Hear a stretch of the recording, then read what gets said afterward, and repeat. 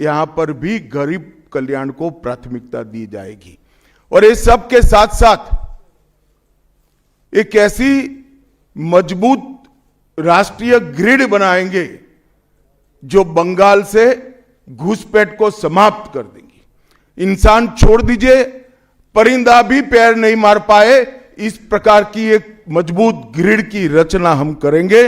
और न केवल घुसपैठ रोकेंगे, सारे घुसपैठियों को चुन चुन कर भारत के बाहर निकालने का काम भी भारतीय जनता पार्टी की बंगाल सरकार करेगी। आज ममता बनर्जी के नेतृत्व में भ्रष्टाचार के कारण पूरे बंगाल का विकास एक प्रकार से थम गया है। मोदी जी की सारी लाभकारी योजनाएं जो पूरे देश में गरीबी का उन्मूलन कर रही है, यहां पर टोल सिंडिकेट के भेंट चढ़ चुकी हैं और हर योजना डेड एंड पर पहुंच चुकी है। क्यों इसको अरेस्ट नहीं किया जाता? क्यों उस पर केस दर्ज नहीं होता? क्यों इसको वापस भेजा नहीं जाता? जवाब है क्या आपके पास? क्या बंगाल की मुख्यमंत्री ये जवाब दे सकती है कि असम में घुसपैठ क्यों बंद हो गई? त्रिपुरा में घुसपैठ क्यों बंद हो गई? गुजरात और राजस्थान की बॉर्डर पर घुसपैठ क्यों नहीं होती है? पंजाब की बॉर्डर पर घुसपैठ क्यों नहीं होती है? कश्मीर की बॉर्डर पर घुसपैठ क्यों नहीं होती है? सिर्फ बंगाल में क्यों होती है? क्योंकि आपकी निगहबानी में घुसपैठ कराई जाती है और बंगाल को धीरे धीरे डेमोग्राफी चेंज कर आपकी वोट बैंक को पुख्ता करनी चाहती है। मगर ये लंबा नहीं चलेगा। बंगाल की जनता अब जान गई है और इसके खिलाफ लामबंद भी हो रही है। और मुझे मालूम है अगला चुनाव घुसपैठियों को निकालने के मुद्दे पर और घुसपैठ रोकने के मुद्दे पर लड़े जाने वाला है, क्योंकि न केवल ये बंगाल का अब मामला रहा है। मैं आज बंगाल की जनता को इस प्रेस वार्ता के माध्यम से बताने आया हूं कि बंगाल की बॉर्डर से हो रही घुसपैठ सिर्फ बंगाल का मामला नहीं रहा है, अब ये राष्ट्रीय सुरक्षा का मामला है। देश की संस्कृति को बचाना है, देश की सुरक्षा को सुनिश्चित करना है, तो बंगाल की बॉर्डर सील कर दे, ऐसी देशभक्त सरकार यहां लानी पड़ेगी जो ममता बनर्जी नहीं कर सकती, केवल और केवल भारतीय जनता पार्टी कर सकती है। पूरे बंगाल की जनता घुसपैठियों से त्रस्त है। क्या कोई राज्य सरकार ऐसी हो सकती है जो घुसपैठियों की पनाहगाह अपने राज्य को बना दे? राष्ट्रीय सुरक्षा पर एक कितना बड़ा खतरा है, इसका जवाब बंगाल की मुख्यमंत्री ने बंगाल के चुनाव में दे। घुसपैठ रोकने के लिए उनके पास क्या योजना है? आर्टिकल 370 हटता है, वो विरोध करती है। सीएए लाकर बंगाल के शरणार्थियों को नागरिकता देने का हम कार्यक्रम करते हैं, वो विरोध करती हैं। और वो ठीकरा फोड़ते हैं कि बीएसएफ है, वो रोक नहीं रही है। ममता जी, मैं आज आपको इस सार्वजनिक प्रेस वार्ता में पूछना चाहता हूं कि कौन सी सरकार है बांग्लादेश की पूरी सीमा पर जो वाड़बंदी करने के लिए, बॉर्डर पर फेंसिंग करने के लिए जमीन नहीं देती है?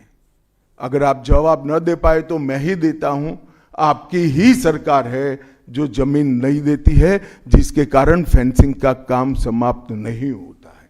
फिर भी भौगोलिक रूप से कठिन सीमा पर से कोई घुस कर आता है तो कहां जाता है?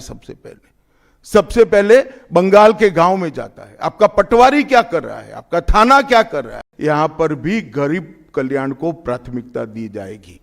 और इस सब के साथ साथ एक ऐसी मजबूत राष्ट्रीय ग्रिड बनाएंगे जो बंगाल से घुसपैठ को समाप्त कर देंगी। इंसान छोड़ दीजिए, परिंदा भी पैर नहीं मार पाए, इस प्रकार की एक मजबूत ग्रिड की रचना हम करेंगे। और न केवल घुसपैठ रोकेंगे, सारे घुसपैठियों को चुन चुन कर भारत के बाहर निकालने का काम भी भारतीय जनता पार्टी की बंगाल सरकार करेगी। आज ममता बनर्जी के नेतृत्व में भ्रष्टाचार के कारण पूरे बंगाल का विकास एक प्रकार से थम गया है। मोदी जी की सारी लाभकारी योजनाएं जो पूरे देश में गरीबी का उन्मूलन कर रही है, यहां पर टोल सिंडिकेट के भेंट चढ़ चुकी हैं और हर योजना डेड एंड पर पहुंच चुकी है। क्यों इसको अरेस्ट नहीं किया जाता? क्यों उस पर केस दर्ज नहीं होता? क्यों इसको वापस भेजा नहीं जाता? जवाब है क्या आपके पास? क्या बंगाल की मुख्यमंत्री जवाब दे सकती है कि असम में घुसपैठ क्यों बंद हो गई? त्रिपुरा में घुसपैठ क्यों बंद हो गई?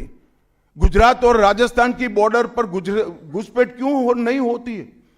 पंजाब की बॉर्डर पर घुसपैठ क्यों नहीं होती है? कश्मीर की बॉर्डर पर घुसपैठ क्यों नहीं होती है? सिर्फ बंगाल में क्यों होती है? क्योंकि आपकी निगहबानी में घुसपैठ कराई जाती है और बंगाल को धीरे धीरे डेमोग्राफी चेंज कर आपकी वोट बैंक को पुख्ता करनी चाहती है। मगर ये लंबा नहीं चलेगा। बंगाल की जनता अब जान गई है और इसके खिलाफ लामबंद भी हो रही है। और मुझे मालूम है अगला चुनाव घुसपैठियों को निकालने के मुद्दे पर और घुसपैठ रोकने के मुद्दे पर लड़े जाने वाला है, क्योंकि न केवल ये बंगाल का अब मामला रहा है।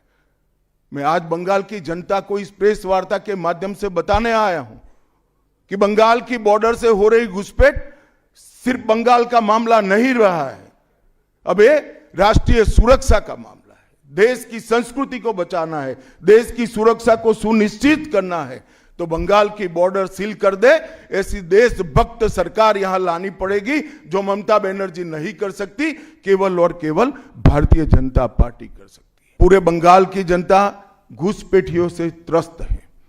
क्या कोई राज्य सरकार ऐसी हो सकती है जो घुसपैठियों की पनाहगाह अपने राज्य को बना दे? राष्ट्रीय सुरक्षा पर एक कितना बड़ा खतरा है, इसका जवाब बंगाल की मुख्यमंत्री ने बंगाल के चुनाव में दे। घुसपैठ रोकने के लिए उनके पास क्या योजना है? आर्टिकल 370 हटता है, वो विरोध करती है। सीएए लाकर बंगाल के शरणार्थियों को नागरिकता देने का हम कार्यक्रम करते हैं, वो विरोध करती हैं। और वो ठीकरा फोड़ते हैं कि बीएसएफ है, वो रोक नहीं रही है। ममता जी, मैं आज आपको इस सार्वजनिक प्रेस वार्ता में पूछना चाहता हूं कि कौन सी सरकार है बांग्लादेश की पूरी सीमा पर जो वाड़बंदी करने के लिए, बॉर्डर पर फेंसिंग करने के लिए जमीन नहीं देती है? अगर आप जवाब न दे पाए तो मैं ही देता हूं, आपकी ही सरकार है जो जमीन नहीं देती है, जिसके कारण फेंसिंग का काम समाप्त नहीं होता है।